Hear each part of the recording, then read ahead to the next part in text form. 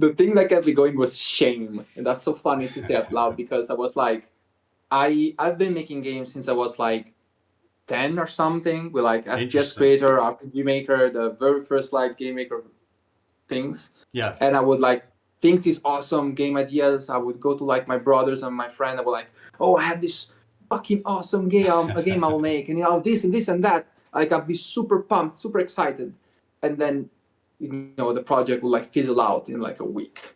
And I did that so many times that my brother was like, why are you telling me about this if you're never gonna like finish anything? You could spend 20 minutes on a drawing, post it online, and get a mountain of praise. Or you could spend months or even years working on an indie game, release it, and get ripped apart in the reviews. That's just the nature of the industry. Every frame of an indie game is an expression of these indie developers. All right, hi everyone. Welcome back to another episode of Indie Neighbor. Today I'm talking to Alex Von Bronx about his game, The Henchmen, which is a top-down 90s crime sandbox. Looks like a shoot 'em up. But go ahead, Alex. Introduce yourself. Hi, my name is Alex. I am almost 28. And yeah, I've been working on this little game of mine, The Henchmen, for close to 8 years now. Wow. Yeah, it's been too long. I wasn't expecting it to take nearly as long, so that's a lesson learned. And yeah, it's coming out on May 26th. And yeah, I mean, it's like a top-down shooter. Was supposed to be inspired more by Driver, more than GTA, but I kind of ended up reinventing the wheel, going back to GTA. Like it wasn't my intention to be that similar to GTA. It's just like I made one choice after the other, and then just realized, oh, this is GTA again, I guess. But yeah, it's kind of like I guess the way we describe it now, it's GTA 2 meets Hotline Miami, because it has like every top-down game now is Hotline Miami since Hotline Miami was created. Mm-hmm. And it's got fast-paced action. It's not instant kill, kind of like Hotline Miami. It's more like the shooting. I was more inspired by Doom and Doom Eternal, Doom 2016. So it's like, you kind of do combos. You have to get close, you get meta kills to get your health back, your slides back. When you slide, you do crits. So the whole thing is kind of like an arena boomer shooter gameplay, but it's it's also an open world game. So you got chases, you got open world exploration. And yeah, I guess that's the elevator pitch. You are not ready for The Henchmen. Experience mind-blowing 3D graphics unlike anything you've ever seen before. Climb the crime ladder by yourself or with a friend. Explore the city of New Queens in the past and the present.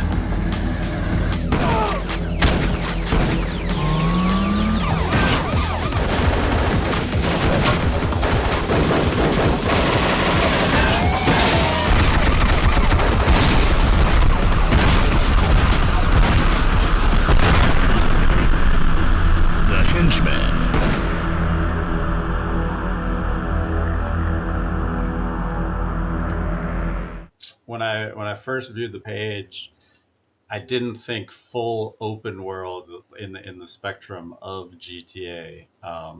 So did you say that you can do full? You just turn it on and you can just kind of drive around and start exploring and do all that, or is that less the point of the game? Yeah. The game has. It's not like Mafia where every mission leads to another. There's like a normal open world, and the world has, it's kind of full of challenges.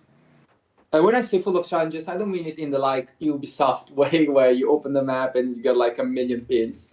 You just go around, you find this little marker on the map. It's like, oh, this is a chase. Oh, this is a survival thing. This is like a gang war. So it's just like things that you can do for fun to get money. Mhm. And you also have tokens, which are like collectibles. They come in four kinds. Like health, which is health, obviously. It's like a power up upgrade, car upgrade, and like weapon upgrade. So you can just find those, and they just make your character stronger, basically. So yeah, you can just go around, explore. Obviously, exploration is rewarded with money and the tokens, which make you stronger. And you get with money, you can buy cars, you can repaint cars, and you can buy weapons, which is the main thing you'll be using money with.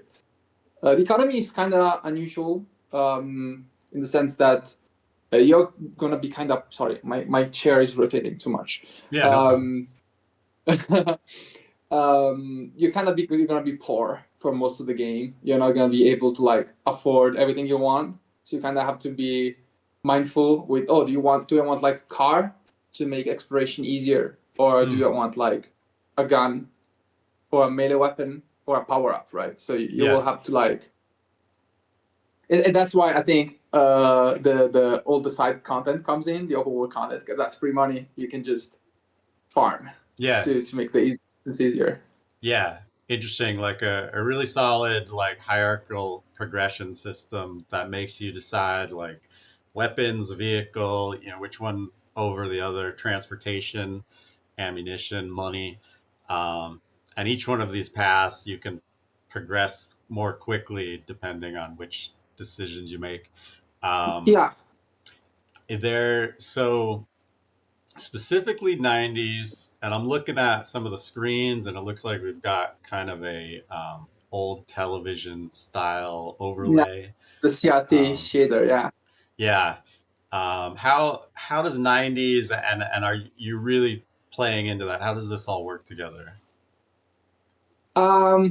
Okay, so the inspiration was just kind of love letter to 90s games and PS1 games specifically. That Hmm. was kind of the starting point for me.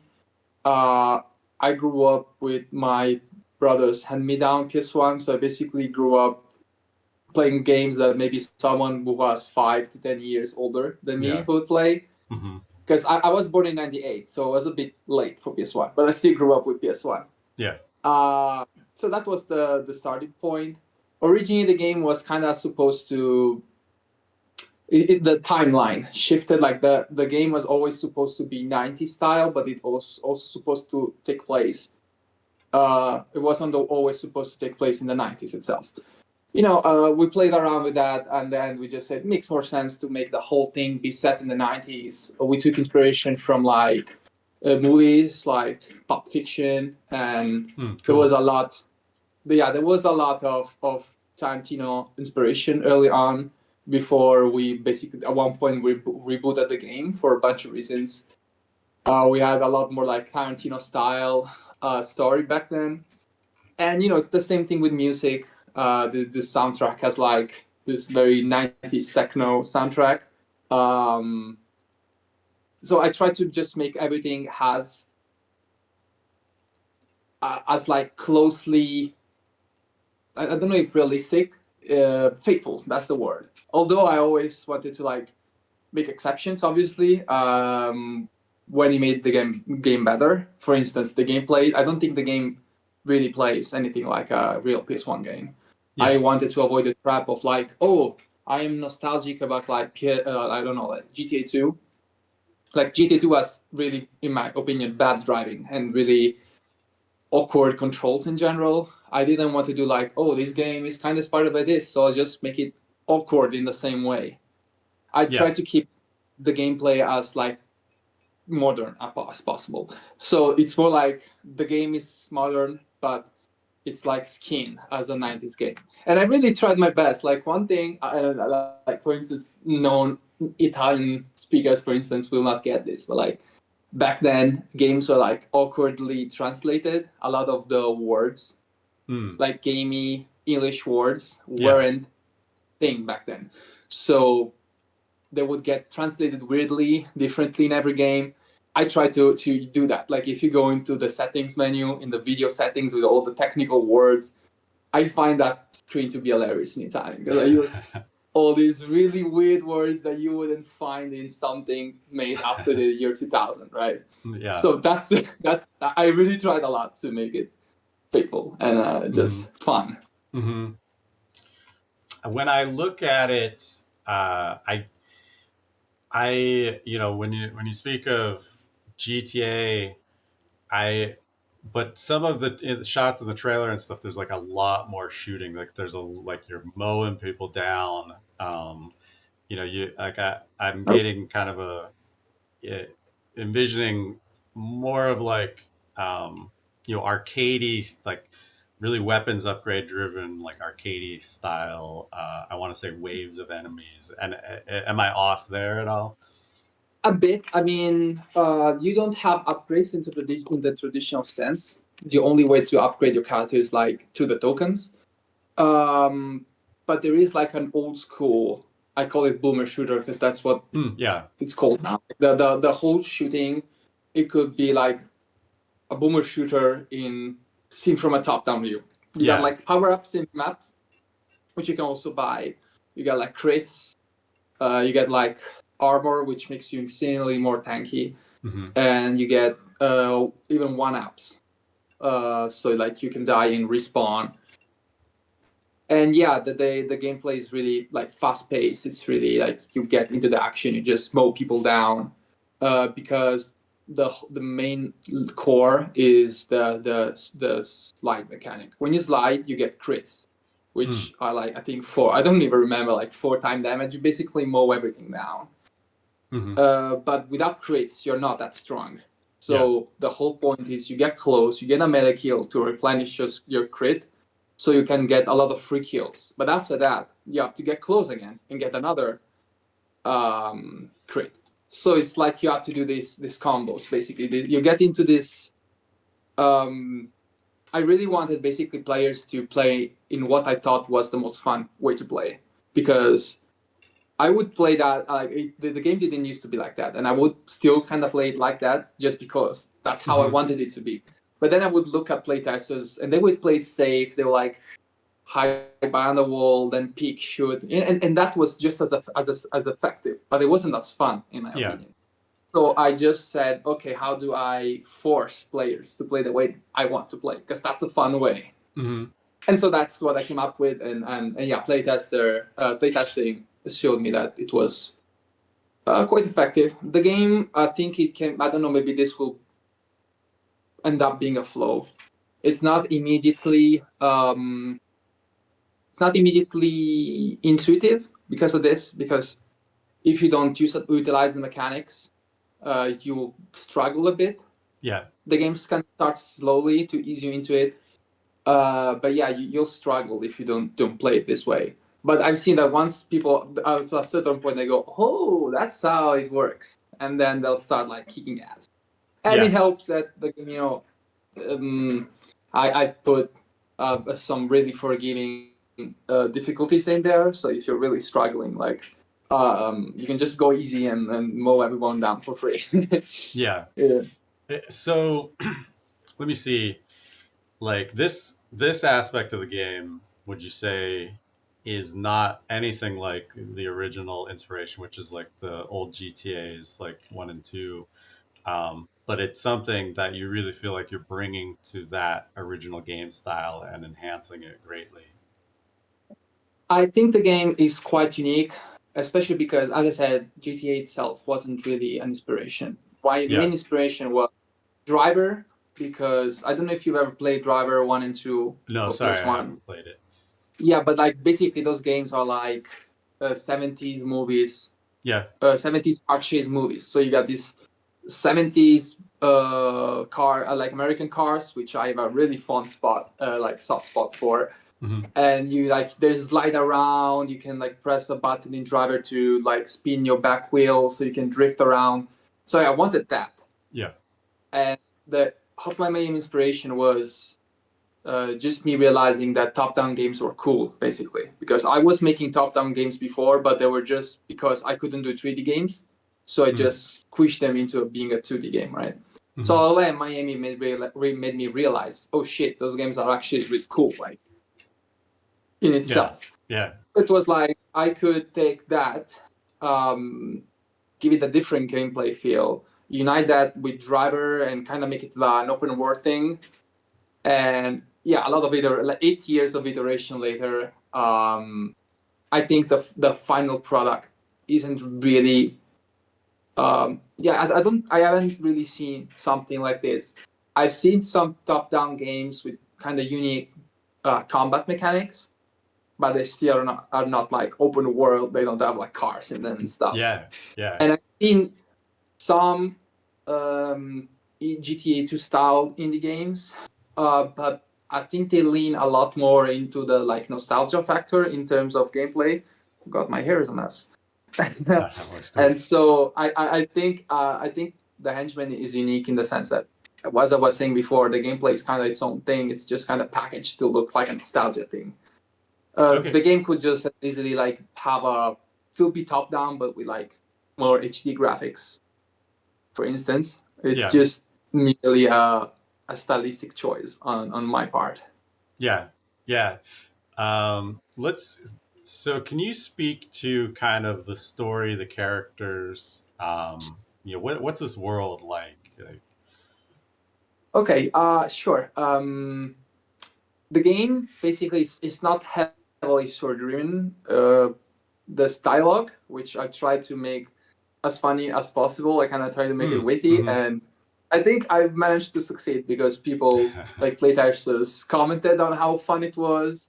Had the streamers say, "Oh, I really want to go see like how the story proceeds," but it's not like a story-driven game in the sense that there's not like a huge arc or anything like that. It's just like you do these missions, you get a funny cutscene.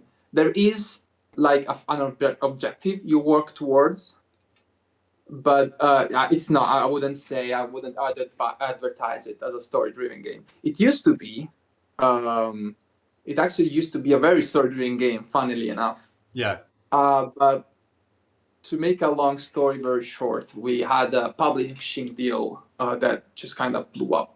For no fault of my own, I want to add. And we were basically left with this first quarter of a game that we couldn't ship. So we had to rework that into something smaller that we could just do on our own. I'm talking plural. I'm the only person doing this. Yeah. And so yeah, the final game kind of ended up being shorter and more simple. The characters stayed the same after the rewrite. You're playing as Rachel. The game is set into times, not time zones. It's set in 1990 and 1996. So you start in like the winter of 1990. You're this newcomer. You're just coming to the city. You know this guy called Leo is like your contact, and you're into this crime organization, the Castellano mafia family. And in this first bit of the game, I would say the first third of the game is more like an introduction. You are kind of proving yourself. You're like doing these small missions, like simpler missions. And then there's a time jump to 1996 where shit gets a bit more serious. I can swear. Sorry, I don't know if I can swear. Yeah, no problem. And It's yeah, like a kids show. it gets a bit more intense. The missions get a bit more intense. The story gets a bit more intense. And when there's the time jump, the map changes. So I think that's a fun little way to spice things up, because you'll see like there's places that like it was a park before and now they've built like a mall on top of it. There's like streets that were being built and now they're finished. Oh, that's the map cool. changes a bit. Yeah, that's Yeah, cool. yeah. I found that to be that's a remnant from the old version, because it used to be longer. That was a lot of work that ended up being basically tutorial section as one map and the rest of the game as another map. A lot of work for a little reward, but it's a cool thing to like advertise on the Steam page at least. Yeah. And Yeah, those it those does little spice things attention to up. detail, seeing time progression, seeing like a mall evolve, like those things are really cool to see in games. Yeah, and it looks visually very different too, because in 1990 it's winter, so the map is all snowy. Yeah. There's snow on the street, everything is white, and then the 1996 map, it's in the summer, so everything looks completely. Even if two places are the same, haven't changed, they still change because of the weather. So that's an instant like, oh, this feels different. So it's a cool impact. Yeah. And yeah, then the game, to return about the story, the game is mostly about this conflict between the Castellano mafia family and the Yakuza. Interesting. So you're just basically battling out in the city, which is kind of supposed to be like, it's called New Queens. The city is basically every American city you've ever seen in a movie, especially from the perspective of a non-American. Because like me growing up, I would see all these American movies, all these cities that were like tall buildings, gray, rainy, with When you're puddles talking everywhere. about when you talk about movies and the comedy aspect, I totally got a vision of like Escape from New York. You know, like if I you haven't seen that movie. Sorry. yeah, it's an old Kurt Russell movie. It's really good. I think speaking of like crime, New York or American City, 90s, like I think you totally would like it. It'd be a good inspiration. What's the name again? Sorry. Escape from New York. Okay, I gotta watch that then. Yeah, I'd recommend it. Yeah, but yeah, movies were a big inspiration because like I think every Italian can relate. Like Italians have, I'm Italian, right? And every Hmm. Italian has like this deep fascination with New York Yeah. because it was always like it's always like this mystical place, right? So for me, even growing up, I really like GTA 3 was my favorite GTA solely because of the environment, which was like New York inspired. And again, this was just my love letter to all those things I loved growing up. Basically, I love the environments. I love the music from like the techno music that they used to be in the games back then. I loved all those things. I just package it into one because ultimately, I make games for myself. I make games that like scratch Hmm. the very particular itches that I have, right? Yeah. So and then I just hope other people's happen to like it also. Yeah. Yeah. I think that's a good place to kind of pivot because I do like to talk about the games. I like to talk about you. Um, and and then we could wrap up with some more game stuff if we get to it. Yeah, But yeah, you mentioned you're Italian. I don't even know where I'm talking to you from exactly. Where are you living? I live in a region called Abruzzo.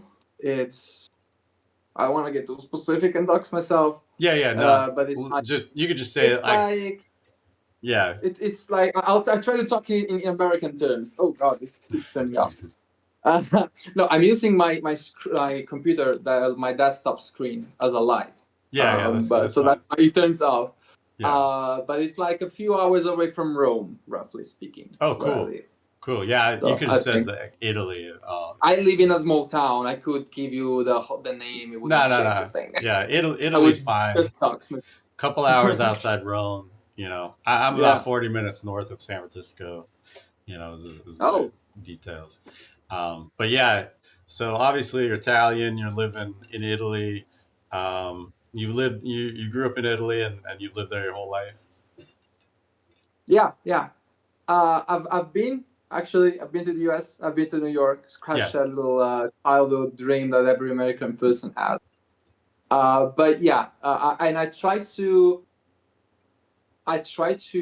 keep the representation of because I didn't want to go too much um into like parody territory, kind of like GTA. yeah. But I still kind of wanted to have like a foreigner's point of view. Like most of the characters are foreigners.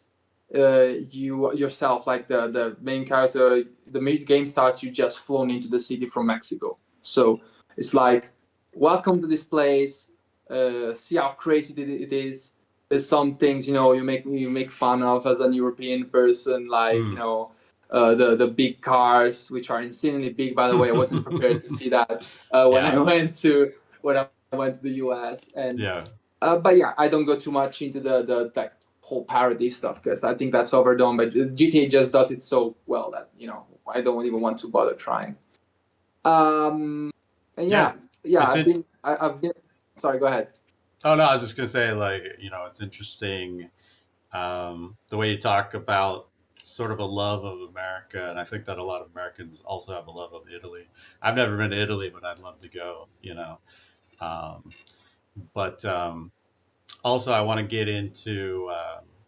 So you said you're the sole developer currently. Sounds like maybe you worked with some other developers in the past, Yeah. and also, you consider yourself an artist as well as engineer, like fully solid in that sense? Um.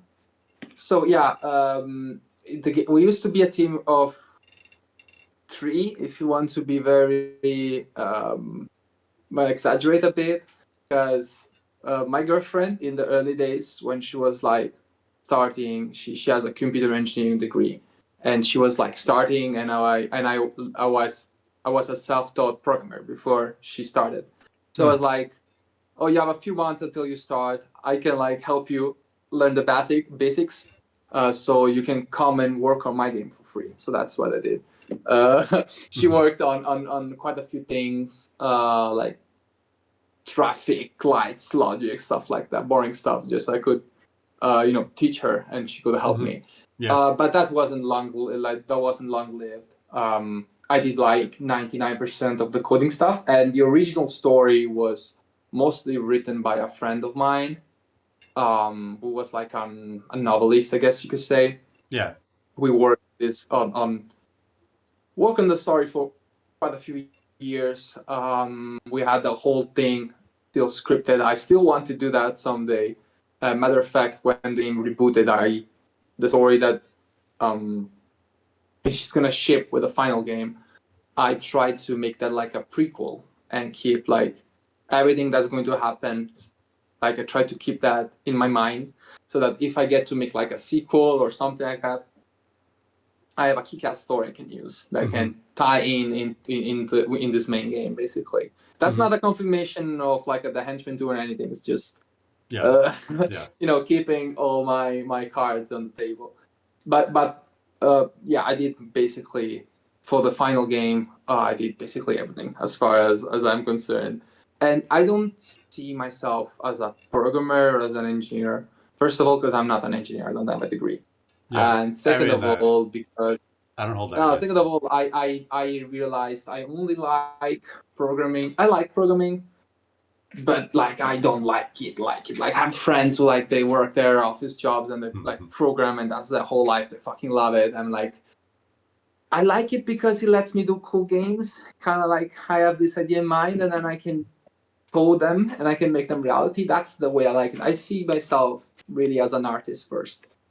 because like yeah, I just have these ideas in mind, the storylines, even for games I want to make still like I have all these cool ideas and code is just the way I bring them to life, hopefully.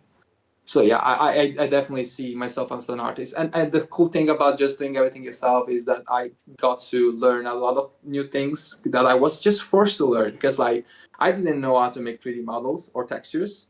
Uh, Yeah. but I had nobody to do those for me. So the project died or I learned them. Same thing with music. I was like, I had this friend who was like, "Oh yeah, I'll do all the songs. It'll be awesome." He made one song and then like disappeared from the face of earth. And I was like, "Okay, I guess I'll have to do the music myself." And I had so much fucking fun making the music. Like I'm not a musician. I never touched any like music Interesting. software. I just got some cool loops. I bought some loop packs and I was like, I started putting them together and I said, oh, this sounds fucking awesome. I keep working on that, and if it didn't sound awesome to my ears, um, I just scrapped that song, and now I have like 25 minutes of music I made, and I was listening the other day because we were like doing the soundtrack for Steam, Yeah. and I was like, oh, this sounds cool. I'm proud of that, even though I didn't compose it because it's all loops. I still had so much fun. It sounds so good. Yeah. Um, I mean, I'm just glazing myself. I'm sorry. I just like the music I made. I'm sorry. I'll be honest. No, I like it's really inspiring. I love getting into like the inspiration and just learning about how people just had this like ability to just do things that they never thought they'd be able to do, or do things that they didn't think they were gonna do. You Yeah, know. yeah, yeah, yeah. Um, so Um, that's definitely when I started. I had none of the skills I needed. Like I was terribly unprepared. I was getting the scope totally wrong. but I just kept going. I was like, the thing that kept me going was shame, and that's so funny to say out loud because I was like, I've been making games since I was like 10 or something with like FPS Interesting. Creator, RPG Maker, the very first like game maker things. Yeah. And I would like think these awesome game ideas. I would go to like my brothers and my friend. I would like, oh, I have this fucking awesome game, a game I will make, and this and this and that. Like I'd be super pumped, super excited, and then the project would like fizzle out in like a week. And I did that so many times that my brother was like, why are you telling me about this if you're never gonna like finish anything? And I Yeah. was like, oh God, I started this, I talked about this, now this needs to be finished. Yeah. And I was like, oh, it'll take a year and a half, 2 years tops, and now I'm 8 years in. A bit of a miscalculation, although I think for like I took in total maybe 2 years of break if you count everything, so maybe 6 years. Yeah. Not that 6 years is not a lot. Yeah. But I'm not a genius. I'm just some random moron. I don't know how to do anything pretty much. I'm not talented. I don't think in anything. Like I have friends who are way smarter than me. I know artists who are like way better than me at everything. But I just kept at it. I just never stopped. I was like, I have to finish this. I have to learn this, and I learned something. This is not good enough. I kept like looking and doing research, and I just kept at it like for like 5,000 hours. I have like 5,000 hours clocked on Steam on Game Maker. Yeah. And I'm saying this because I know like there's so many people I see like on Reddit want to make games, and they're like they don't have the skills to do things, and to them I want to say like I don't have the skills either, and then my game is coming out. Yeah. So Yeah. I'm done. So if you can just keep doing it, you'll learn it eventually. So I'm looking at a release date that says May 26th of this year. How confident are you in hitting that release date at this point? Um, my Trello page is really slim, Yeah. so I'm very confident. Yeah, Very I'm confident. very Nice. confident. Yeah. Yeah, I had like a backup. Trello is like the thing where you put all your tasks in. Yeah. I had like backup of an old Trello board. It had like hundreds and hundreds and hundreds of tasks. Now there's like maybe 15 total, and like they're either very small polishing stuff or they're like small bugs. Hmm. Um, so yeah, I'm pretty sure. Now that I say this, I've jinxed myself. Something's gonna happen, and the game is gonna slip. No, But no, if you got but this. in theory, it should be good, man. I Yeah. hope so at least. What do you feel like, man, after 8 years, finally releasing this thing after it's out, what are your next moves? Like, I mean, obviously you got to track feedback, you got to probably fix bugs, like you got to do a lot of rushing stuff that everybody has to deal with after release, but then That's a loaded question. Oh, continue. I thought you were finished. well, I mean, I was gonna say like you might all of a sudden be hit like, wow, like now I don't know what to do with myself. Do you start like your next game right away, Yeah. or do you take a long I break? I think there'll be some postpartum depression, Hmm. because I have been doing this for so long that it's Yeah. like just part of my life now. It's gonna be weird to like, even when I was not working on this, it was eating, like this game was dead at one point. Let's be clear, Yeah. it was dead. Like there was too much work to be done for not enough reward because nobody cared about the game. I couldn't get any traction. I was like, okay, I can spend 1,000 more hours working on this, but it's gonna be just like another game released in the void, so I might just as well do something else. The Yeah. problem is I couldn't do something else because everything I came up with was like, oh, you want to do this new creative project, but what about the Henchmen? You haven't finished that. Yeah. Yeah. I know So that it feeling. always either I was either working on it or feeling bad for not working on it. And in 60 days, 50 days, I don't know how long, hopefully, I will not have to work on it. And I will also not have to feel weird about not working on it. Hmm. But obviously, there's probably going to be bugs. feedback. I plan to support it in the sense that I don't have like, maybe there's a bit of content actually, but there's no like major content updates. The game is gonna be released, finished.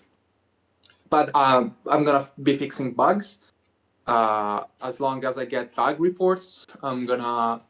What is my cat doing? I am going to continue polishing the game. If I get feedback on things that are not like huge and like are not like a reworking of a system, I don't see why I wouldn't do that. Especially because I don't think if I can talk about this yet.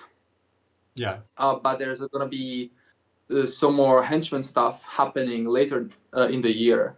I'm sorry, I don't know if I can talk about this yet. Yeah, yeah. There's gonna be some Don't worry about it. stuff happening later in the year. So there's gonna be some movement happening. But I think the bulk of my work is gonna be finished. My main objective is to get filthy rich. But my second objective is to all jokes aside, I just want to make more games because I fucking love making games. Like, I think like this is really what I want to spend my time doing professionally. Mm-hmm. And I have a game like cocked in the gun, like lock and loaded. I'm just waiting to like be able to jump on that. Mm-hmm. I have this really cool like I can talk about it. I'm not like Rockstar Games. I can talk about what I want to do. Yeah. I have this like third person shooter that I want to do. Yeah. Like sorry, like kind of inspired by a couple things, kind of like spy movie inspired, and I know pretty much exactly how I want it to be. The problem is I just have to again learn a lot of stuff. I have to get better at 3D modeling, texturing. I have to learn a new engine. It kind of feels like when I was starting the Henchmen. Yeah. So hopefully the Henchmen as well. I'll probably take some break just because that will make me more inspired. That's usually what happens when I stop like doing stuff. What's the scope of this next project? I mean, do you feel like you're getting into another like 8 year long project with this next one, or do you want to like try to limit it this No, time? And I mean, unless I like the Henchman is this like surprise hit and I like sell, I don't know, 500,000 copies, I will not be able to work on this for like 8 years again. yeah. Because most of this was just done in my free time. And now that I'm working professionally on my computer, I'm struggling to also please turn back on. I'm struggling to also like finish my work and then do more work. I kind of want to do less work. Yeah. So the game has to kind of like sell enough that I can just do this as a job. And it's like gonna be like a 2-year project. Yeah. I kind of keep it simple, keep it like not overdo it on the scope, do like a decent I never did a vertical slice for the Henchman, which I think is what messed me up. Because I think if I were to, I've done like even just a level or a section of the game in a very high quality, I would have probably not ever have made the game. I would have said, "Oh, this is insane," and I would have stopped there. So maybe it's good that I didn't do that. But for this, I will. I'll do like I'll see how much I can do in like 6 months, and then scope the rest of the game from there. Yeah. I'm coughing. I don't know why. Yeah, no problem. I want to say, where was I? Do you have a playable demo? Did you go the demo path, or are you just going full launch? You should have asked me like a month ago because we had a Next Fest demo, but I just don't have the time honestly to keep working on the game and updating the demo because the demo is kind of like a separate thing. I had to. God, sorry. Let me just cough so I'll get it over with. Yeah. Okay, something's like itching in my throat. Hmm. I had to like. I'm afraid that like data miners would be able to like access the full game, so I have to like cut a lot of the content out Mm-hmm. from the demo. That basically means if I had to update it, I would have to have 2 forks and have to go back and forth. That's too much work, especially if I have to make sure that the demo is actually stable.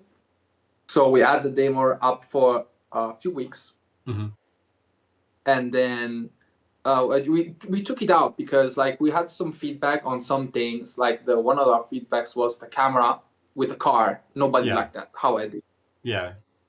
and I changed it, but I don't want to be like the demo be available just before released with some stuff that are not going to be in the game or are improved in the final game and give the impression that that's the state of the final game, Uh-huh. right?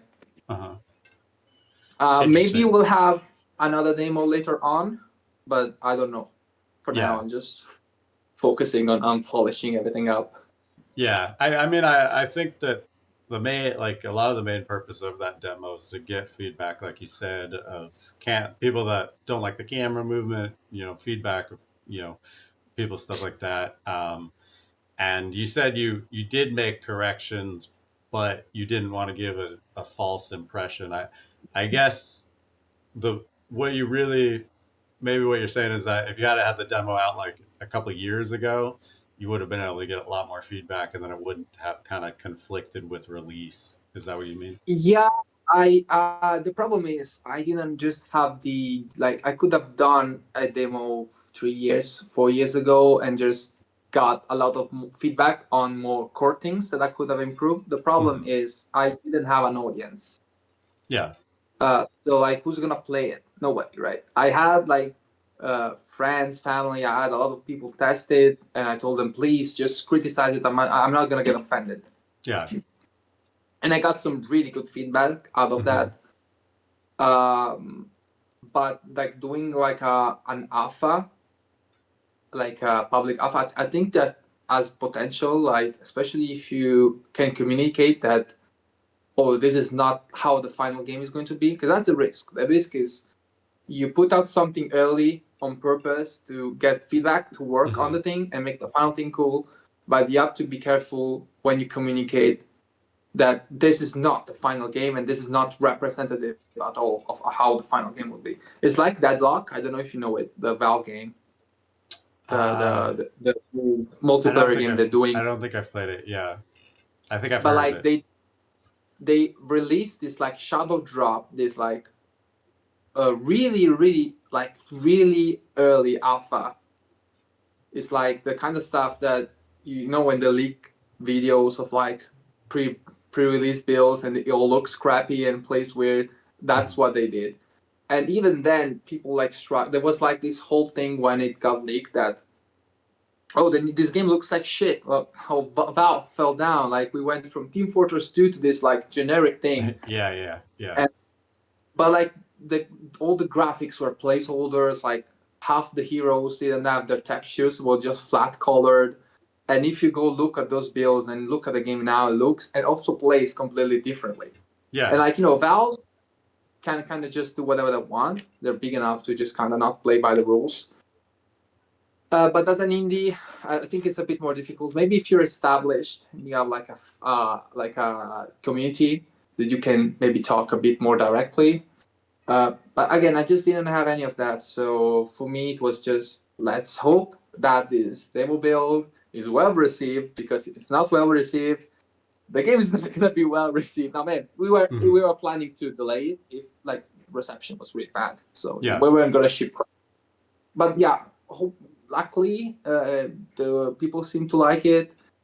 I don't know if this has any correlation with anything, but I've noticed like the number of people that played the demo in every day during the Steam Fest was almost the same number of people who wishlisted it. So I don't know if it was like people played it and then wishlisted it. But yeah, reception seemed good. So hopefully the game's good. Yeah. Just as long as you've got, as you had a strong playtest before, you've got an idea of what to expect. I'm personally kind of confident in the main gameplay loop. What I'm not too confident in kind of scares me. It's more like, oh, do we teach the mechanics properly? Like, is the like new player a new player experience good? Yeah. Because I know once they get to they get to understand the game, they really like it. People tend to like it. Like, I've never had somebody say, "Oh, this is really bad." Maybe this is bad. I'm not saying it's not bad, but I'm personally confident that the game itself plays well. I just hope that it's once players, fully unbiased players, get their hands on it, they're like, it's gonna click to them the same way it's clicked to the with the playtesters. So Yeah. fingers crossed. Yeah. Well, I think that that's a good place to kind of start wrapping things up because it's going a little long. Yeah. But yeah, that is what I like to ask for kind of some closing stuff is, you're about to launch in May. It's coming up here real soon. Anybody that's just downloaded the game, like, is there anything that you want to tell to them, like, as they're about to load this up? Um, have fun, I guess. Like, I just hope people have fun with it. I just hope the game is good and I didn't waste 8 years. Um, and yeah, bring a friend along because the game has co-op. It's way more Cool. fun with a friend. Cool. I've been playing the game a lot with Sam from Dustman, the Cool. publisher. We were laughing our asses off so much. Like, even though I know everything about this game, I was just as laughing my ass off because it's in co-op. It's so much better. So bring a friend along. That's what I'll tell them. Cool. Definitely. Okay, I think we wrap it up. This has been an awesome talk with Alex Von Braun about the game The Henchmen. Find it right now on Steam and play it with a friend when it comes out. And Exactly. yeah, if you like these videos, check out some of my other interviews. Awesome. Thank you. Bye bye.